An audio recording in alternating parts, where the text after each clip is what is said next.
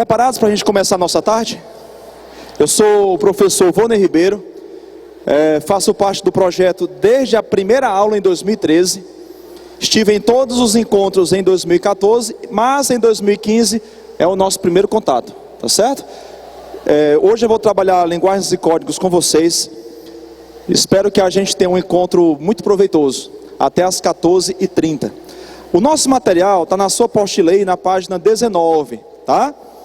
Você vai localizar aí a sua apostila a partir da página 19. A gente vai conversar um pouquinho sobre procedimentos de leitura e relação entre textos no Enem. Tá? Tá aí o título da nossa aula. O Fábio falou para vocês curtirem a página do Academia Enem, eu já curti, certo? E eu queria convidar você a curtir a página do professor Vôner Ribeiro. Aí você vai ter vídeos, dica de redação, dica de português, de literatura. Pelo Face eu consigo interagir com você. Todo aluno que manda alguma pergunta eu respondo. Todo aluno que manda algum material eu respondo. Então vai ser o nosso canal também aqui, tá certo? Quem curte a página Professor Vôner Ribeiro, passa no Enem. Aí? Sim. Só aí quem não curte eu não vou falar não, né? Tá certo? Pessoal,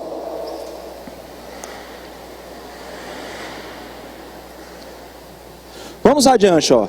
Primeiramente aqui, só para abrir a nossa conversa, só para reflexão, o rei Salomão, que é considerado um dos homens mais sábios do mundo antigo, certa vez falou o seguinte: tudo quanto te vier a mão a fazer, faze-o conforme as tuas forças.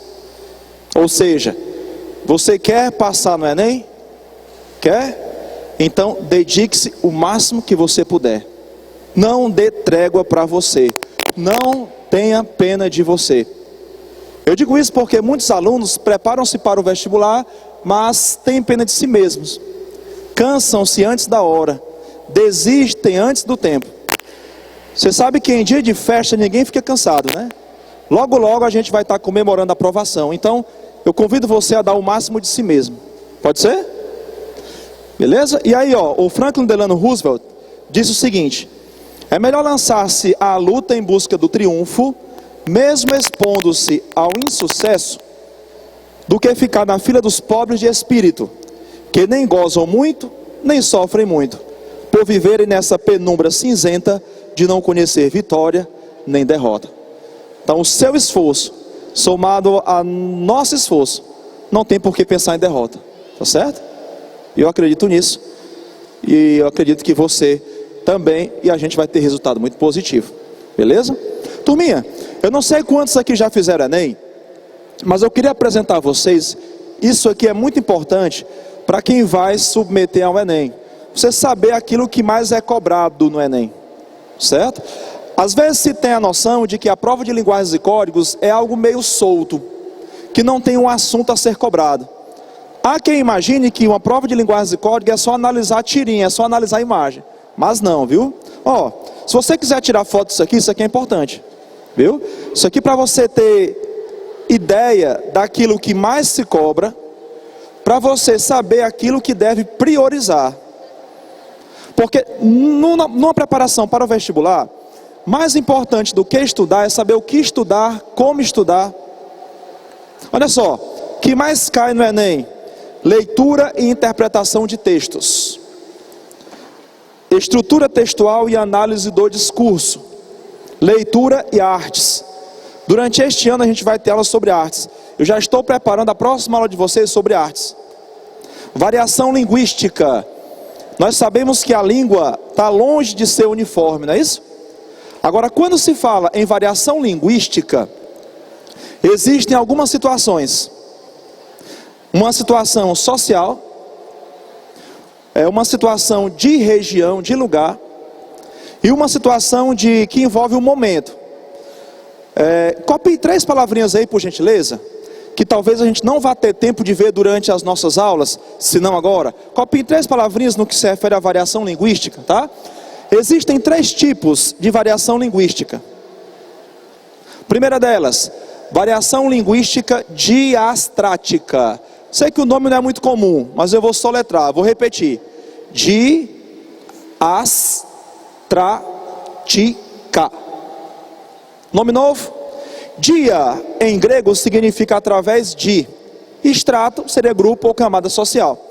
Você observa que, independentemente da classe social do indivíduo, ele, a depender do extrato a que ele pertence, ele tem uma forma de falar diferente. Por exemplo, o médico fala diferente tem uma linguagem diferente da linguagem do advogado, sim ou não?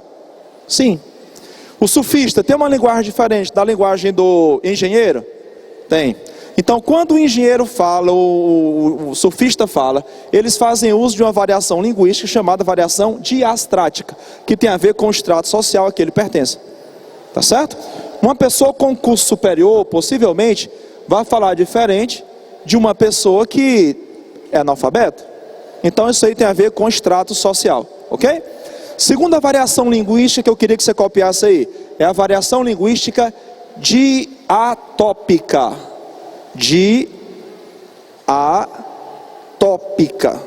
Diatópica. Dia, em grego, significa através de. E topos significa lugar. Ou seja, variação linguística diatópica é aquela que envolve a região, o lugar. Por exemplo, aqui no Ceará, eu acho que a maioria aqui deve ser cearense, nós temos um modo de falar diferente do modo de falar dos gaúchos, por exemplo. Sim ou não? Eu tenho uma sobrinha gaúcha e tenho um sobrinho cearense. Ela veio passar férias aqui, tomou um refrigerante de uma latinha, e o meu sobrinho cearense falou para ela rebolar no mato. Ela não sabia o que era rebolar no mato. O que é rebolar no mato ao pé da letra? Rebolar no mato. Aí é o mato e ficar rebolando, né? Ela não entendeu. Traduzindo, rebolar no mato significa o quê? Jogar no lixo. E por que a gente não fala jogar no lixo? Porque a língua permite variação. Quando eu dei fé, significa o quê? Quando eu dei fé, quando eu percebi. E isso é variação linguística diatópica. Lá no Rio Grande do Sul, por sua vez, eles chamam garoto de guri ou de piá. Andar a cavalo seria ginetear. Subir as montanhas seria andar nas coxilhas. E isso é variação linguística diatópica. Futebol. Como se chama a palavra futebol? Como é que a gente fala assim, jogar um futebolzinho aqui, como é que se chama? Ceará, bater um, racha. Lá na Bahia, baba. E lá no Rio, pelada. Tem muita pelada no Rio, não tem não na praia? Tem. Tem muita pelada, né? Muito futebol, certo? E o terceiro tipo aí, copia aí por gentileza. Variação linguística diafásica. Diafásica. Variação linguística diafásica. O que é a variação linguística diafásica? É aquela que envolve a situação de comunicação. É um momento. Você um dia foi conhecer o sogro ou a sogra. Possivelmente alguém vai ter que conhecer sogro e sogra essa semana. Começou a namorar, né? E a mãe e o pai querem conhecer. Menina, se ele fugir, ele não quer coisa séria, viu? Se ele fugir do encontro, certo? Quando alguém vai conhecer o sogro ou a sogra, que tipo de linguagem usa? Formal ou informal? Formal. E depois de um ano? Depois de um ano ele está usando a havaiana do sogro, né? Aí. Depois de um ano é totalmente informal. Depois de um ano está dando um pedala robinho no sogro, né? Aí. Isso é a variação linguística diafásica, certo? Continuando aí, gêneros textuais. Isso cai muito no Enem. Quando se fala em gêneros textuais, você vai ter gêneros que são narrativos, argumentativos. Por exemplo, conto, crônica, fábula, artigo de opinião, editorial. Sugiro você que dê uma olhada nisso aí, porque vez ou outra tem uma questão no Enem em que você tem que dizer a que gênero pertence o texto em estudo, tá? Literatura, relação intertextual, a gente vai falar um pouquinho sobre isso hoje. Funções da linguagem, a gente vai falar sobre isso em outro momento, tá? É um assunto que exige pelo menos uma meia hora de explanação. Semântica, que é o sentido. Gramática, alguns pensam que não cai gramática na prova do Enem, mas cai, viu? Norma culta versus norma popular e figura de linguagem.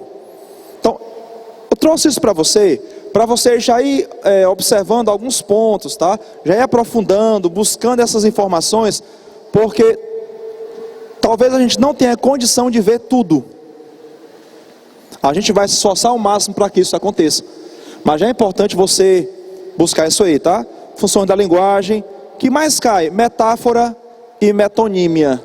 Dê uma olhada nisso aí, em casa. Metáfora e metonímia. Tá certo? Posso passar? Beleza. Pessoal, a nossa aula fala sobre procedimentos de leitura, certo? Aí alguém pode pensar assim: vai ensinar a gente a ler, professor. Tem aluno que fala assim, ó, professor. Vai ensinar a gente a ler, Professor, mas eu não aprendi a ler lá na escolinha da tia Teteca? Foi? Eu pergunto a você, o ato de ler se resume apenas a decodificar? Ou envolve interpretar? Envolve interpretar.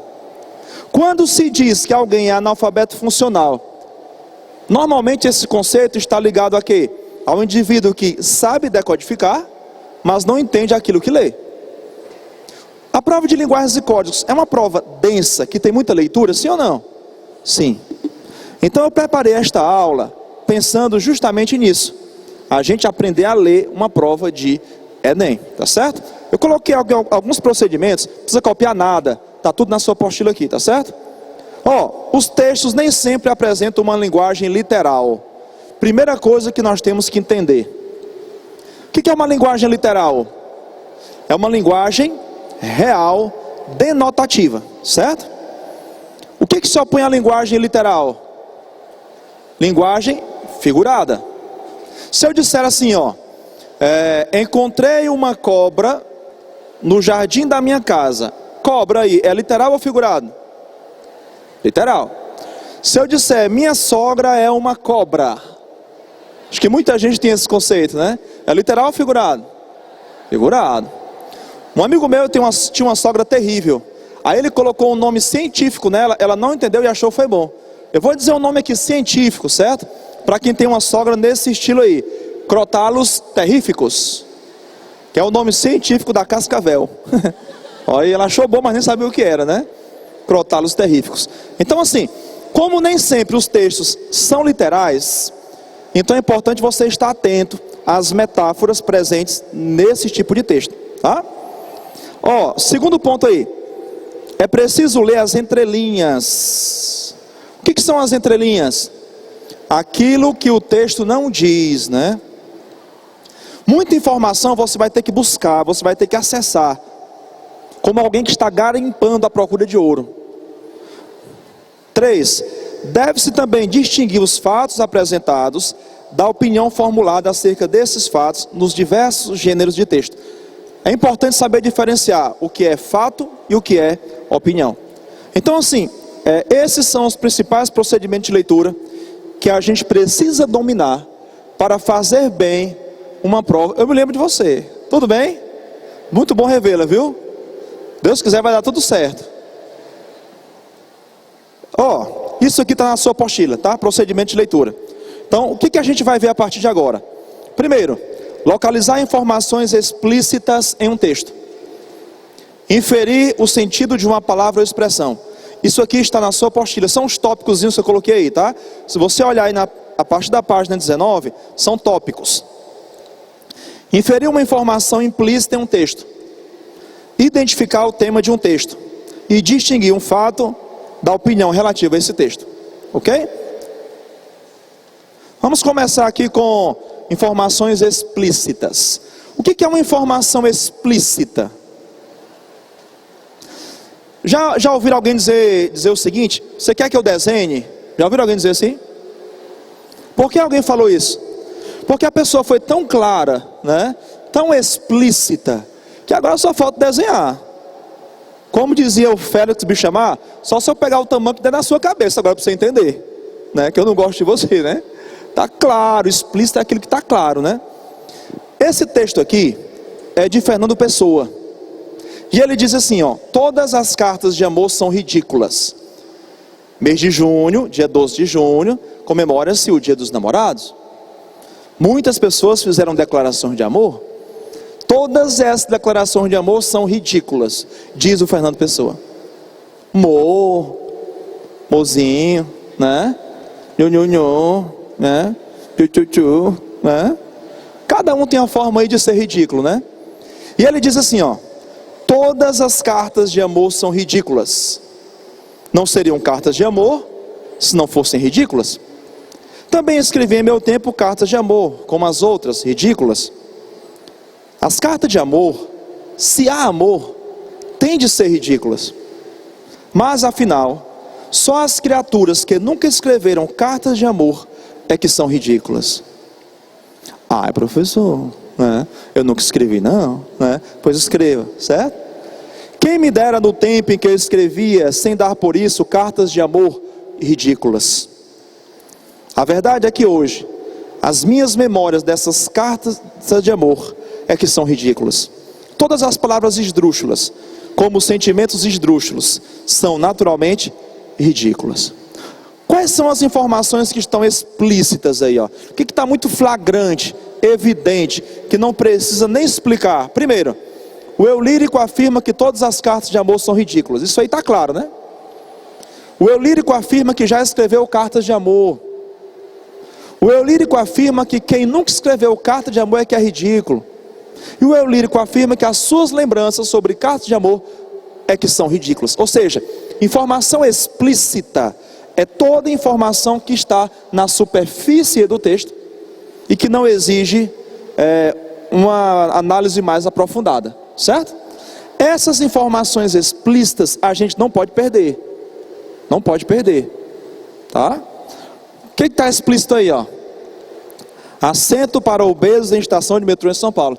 Finalmente alguém pensou nisso, né? Às vezes você pega um ônibus, tem lá a cadeira para deficiente, mulher grávida, idoso e obeso. Só que a cadeira é a mesma largura da outra, né? Então aí, ó, São Paulo fez legal, colocou uma cadeira que vale por duas, né? Ainda diferenciou pela cor. Mais explícito, impossível, tá? Então, o que é explícito? É o que está claro, expresso, de fácil entendimento. Agora, o que é implícito? O que é implícito? É o que está envolvido, mas não expresso claramente. É aquilo que não está expresso por palavras. Por exemplo, Clarice Lispector, reconhecendo a importância da informação implícita, dizia o seguinte, ó: mas já que se há de escrever, que ao menos não se esmaguem com palavras as entrelinhas. O melhor ainda não foi escrito, o melhor está nas entrelinhas. Aqueles que estão enamorados, aqueles que amam, aqueles que se apaixonam, aqueles que se envolvem, né, emocionalmente, sabem a importância das entrelinhas no contexto amoroso, né? Já perceberam que quando alguém está realmente apaixonado, só com o olhar a pessoa se entende? Ela não precisa falar nada. Por outro lado, quando pessoas estão começando a perder o amor, o que elas fazem? Elas falam alto. E quanto menos amor há entre elas, mais elas falam alto. E quando a pessoa grita, é porque o coração está muito distante. Ela grita porque o outro já não ouve mais. Professor, gritaram comigo ontem? Calma, certo? Calma. Só não tem jeito para a morte, certo? Só não tem jeito para a morte. O que está implícito aí? Eita! Tem muita gente assim, viu? Conheço muita gente só, né? Perdeu grandes oportunidades, esperando o homem perfeito. Sabe qual é o problema de perder grandes oportunidades? É que depois só qualquer oportunidade é uma grande oportunidade, né? Tem uma idade que a pessoa está na correnteza ali, ó, aí vai passando um galho, ela tem que se agarrar, né? Qualquer galho que ela conseguir, né? Não existe homem perfeito, né? Alguém ser perfeito é muito chato, já perceberam? Um homem perfeito é assim, ó. Ele diz que vai ligar e liga. Não é não? O bom na relação é quando a pessoa incomoda você, perturba você. Ele diz que vai ligar e não liga. Aí você fica morrendo de ódio, não é não? Mas não deixa a pessoa, porque ela causa emoção em você. Quem diz que vai ligar e liga é previsível, entendeu? Você consegue calcular os passos. Ele diz que vai estar lá 8 horas e tá. 8 horas está lá. Você ainda vai tomar banho. Porque no Brasil, a gente trabalha sempre com outro fuso horário, né? Você marca para 8 para começar 10, né? É sempre assim? Está sempre no outro fuso horário, né? Então se a pessoa diz que vai 8 horas para sua casa e chegou 8 horas, acabou com o seu esquema, né? Tá bom, não existe homem perfeito. O que está implícito aqui, ó? Fernando Pessoa, maior poeta português do modernismo. Se depois de eu morrer quiserem escrever a minha biografia, não há nada mais simples. Tem só 2 datas, a da minha nascença e a da minha morte. Entre uma e outra, todos os dias são meus. Psh, assim, ó. Psh. Tem gente que diz assim: professor, a minha vida é um livro aberto. Pois fecha esse livro, rapaz, né? Porque nem todo mundo merece ler, não? Ó, tem gente que se faz de amigo para ouvir os seus conselhos, para repassar para os outros. Chama de babado. Ó, um babado para te contar, né? Tem gente que já está ouvindo ali a sua intimidade, já sabendo para quem vai transmitir, já sabendo, né? Fernando Pessoa era assim, ó: a minha vida pertence a quem? A mim. O que está implícito aqui? Que ele é uma pessoa discreta. Discreta. E é assim que a gente tem que ser, sabe? Muitas vezes. Ó, a evolução da autoridade, ó. Evoluiu da esquerda para a direita, não foi? E aí o último, aí são marcas, né, de sapato, né? De pé e sapato. De ogro evoluiu-se para algo que parece homem, depois para homem, depois a evolução agora é mulher, meu irmão. Quem manda é mulher, não? Olha aí. Isso é um salto, viu? Para quem não conhece, é um sapato, um escarpão, né? É um escarpão, né? E o salto eu acho que é 16. Uma vez pisaram no meu pé com escarpão, salto 16, entre o dedão e o outro dedinho do lado. Dobrou assim, ó. A pessoa falou: desculpa, sabe aquela dor que você perde a voz, né? Isso é uma arma, viu? Isso na cabeça eu fiquei imaginando, no dedo. Fez o prof perder a voz. Imagina na cabeça. Então evolução, autoridade, que bom, viu? Que bom. Pessoal, como é que a gente identifica os implícitos em um texto? Ó, vá com calma aí, certo? A gente vai ler essa frase aí, eu queria que você me dissesse quais são as informações implícitas. Mas vá com calma. Na feira, comprei apenas abacaxi e manga, porque as demais frutas estavam muito caras. Imagine o seguinte: eu vim de outro planeta, certo? Acabei de chegar à Terra, ouvi essa frase. Eu nunca ouvi falar em fruta, mas por essa frase eu vou dizer que abacaxi e manga são o quê? Eu acabei de chegar à Terra, eu nunca ouvi essas palavras, mas se alguém me diz: na feira comprei apenas abacaxi e manga porque as demais frutas estavam muito caras, eu vou entender que abacaxi e manga são frutas. Frutas, entendeu? Ó, eu não sei o que é fruta, entendeu? Eu podia dizer que está implícito que abacaxi e manga estão baratos? Poderia. Agora, primeiramente, ficaria implícito que abacaxi e manga são frutas. Eu não sei o que é fruta. Outro exemplo aqui, ó. Eu nunca ouvi falar em doença. Eu vim de um local em que ninguém adoece. Então lá essa palavra não existe, doença. Lá não tem nem farmácia, hospital, ninguém adoece, certo? O garoto está doente, ele contraiu cachumba. Eu posso dizer que está implícito que cachumba é o quê? Uma doença. Beleza, ó. Entenderam? Ele se envenenou tomando formicida. Eu nunca ouvi falar em veneno, mas eu posso dizer que formicida é o quê? É um veneno, certo?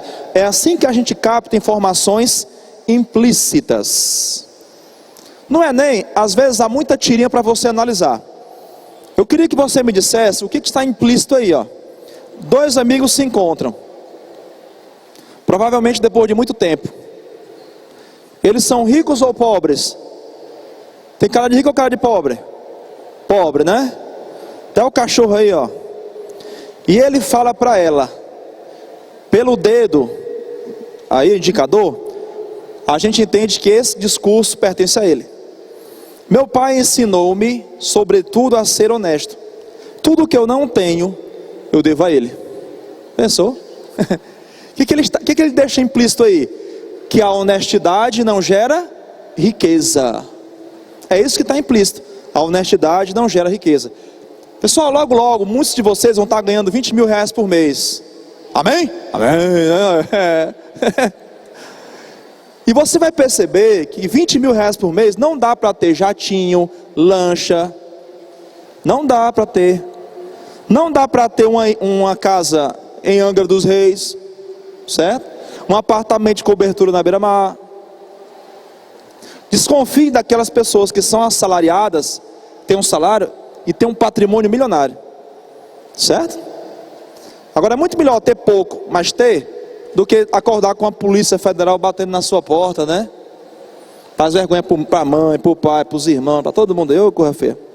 Ó, quando se fala em informações implícitas, eu queria que você tirasse foto ou copiasse isso aí. Olha, isso aí é muito importante, não é pouco não, viu? Diversas questões no Enem versam sobre pressupostos e subentendidos. Mas inúmeras questões mesmo. Muita gente não entende o que é pressuposto e subentendido. Isso aí cai demais. Tem muita questão que diz assim, ó: pela leitura do texto pressupõe-se que, subentende-se que. Se a pergunta for pressupõe-se que, a resposta é uma. Se for subentende-se que, a resposta é outra.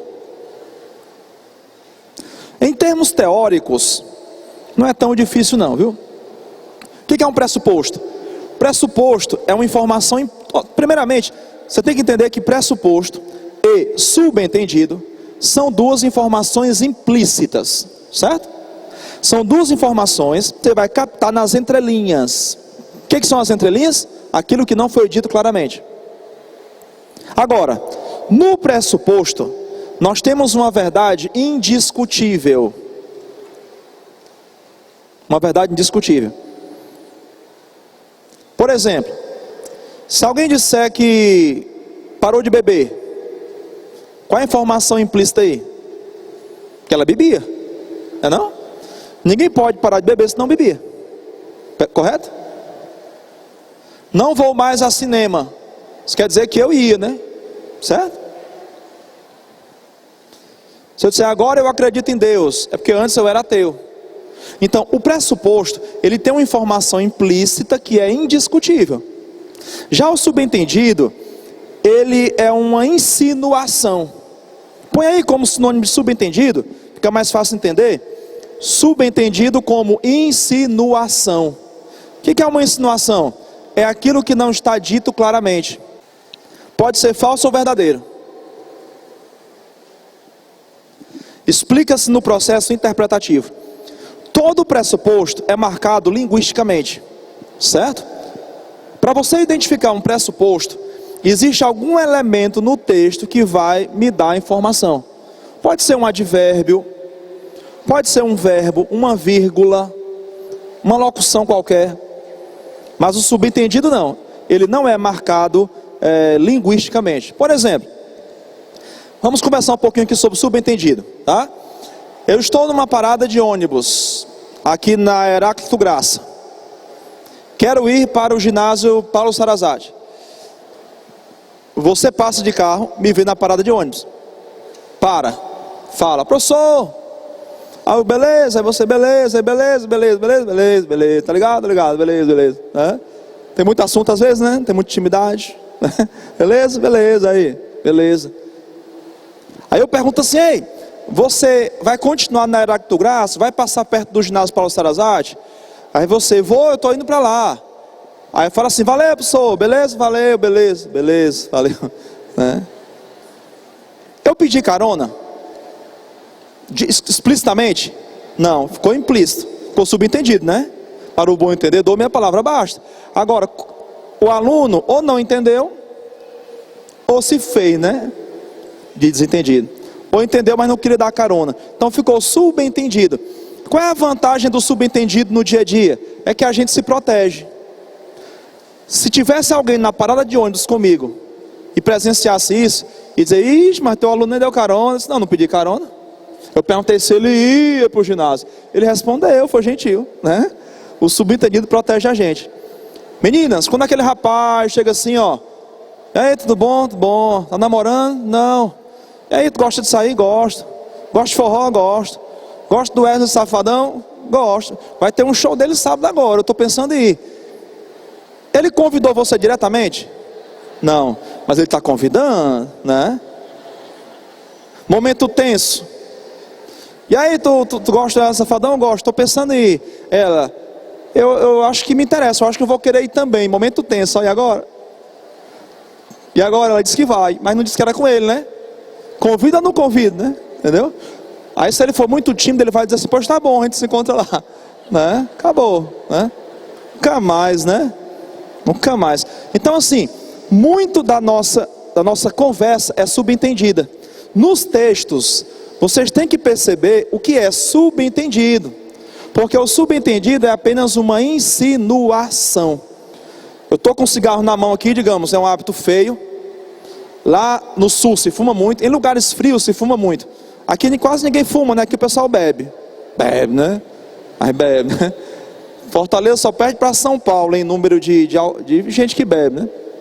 Também lá tem mais gente, né? Lá tem mais gente. Aqui o pessoal gosta tanto de cerveja que usa até um diminutivo, uma cervejinha, né? É forma carinhosa, a minha cervejinha, né? Aí, diminutivo. Mas digamos que eu fumasse, eu não fumo, nunca fumei, e eu tivesse sem isqueiro, sem fósforo, e eu perguntasse para você, você tem fogo? Ah, professor, né? Ah, não, né? Eu estou querendo saber se você tem fogo ou estou querendo acender o cigarro? Ou seja, isso é uma informação subentendida. Já o pressuposto não, ó. O pressuposto, ele é marcado linguisticamente. Todo pressuposto é sempre verdadeiro. Ó, a mãe educando o filho. Tem a regra do Piaget, que é um educador, e tem o Pinochet, que era um ditador, né? Você foi educado sob Piaget ou sob Pinochet? Lá em casa era Pinochet, certo? O ditador.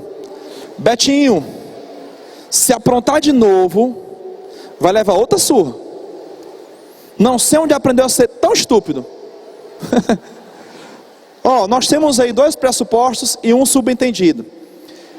De novo, quer dizer o quê? Que ele já aprontou, né? Ou seja, eu posso afirmar categoricamente, sem dúvida, que ele já aprontou uma vez? Sim. Daí, ó, o pressuposto é sempre verdadeiro, porque ele é marcado linguisticamente. Eu posso dizer que ele já apanhou uma vez? Já, ó, a palavra outra me diz isso. Você entende agora quando eu falo que todo pressuposto é verdadeiro? Porque o pressuposto é marcado linguisticamente. Qual é o subentendido aí? A mãe pergunta assim, ó. A mãe exclama, na verdade, né? Não sei onde aprendeu a ser tão estúpido. Fica subentendido que ele aprendeu com quem? Que ele aprendeu com quem? Com ela. Não é não? Aprendeu com a própria mãe. Certo? Situação familiar. Elga e Agar, o viking. Café? Sim, acho que é, né? Isso é uma figura, né, esse Agar? Ela não está perguntando se o conteúdo do bolo é café, né? Está perguntando se ele quer. Essa informação é implícita, melhor, é implícita. Agora, é um pressuposto ou um subentendido? Subentendido, porque o subentendido é uma insinuação. E ela insinua, ó, você quer café? Muita coisa não precisa ser dita claramente, porque nós temos algo chamado contexto, né? O contexto a favor, certo? Ó, o que pressupõe os termos destacados abaixo? Primeiro, a noiva ainda não chegou. O grifei aí.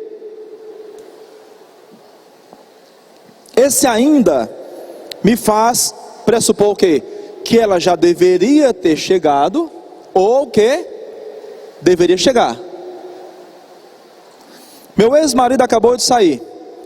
O que esse prefixo aí me faz concluir, sem dúvida alguma, que alguém já foi casada? Ninguém pode ter ex-marido se não foi casada. Ficou fácil e deu para entender a diferença entre pressuposto e subentendido? Pressuposto é sempre marcado linguisticamente.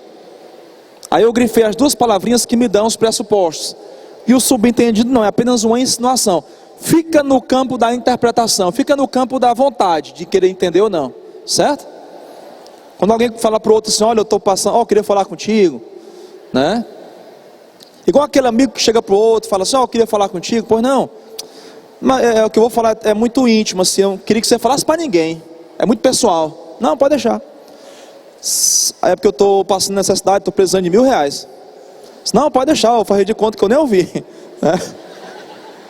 Farei de conta que eu nem ouvi, ou seja, ele subentende ali, né? Olha, me empresta, né? Mas ele não disse, certo? O que pressupõe os termos destacados abaixo? Letra C: os latifúndios, vírgula, que são improdutivos, vírgula, devem ser desativados.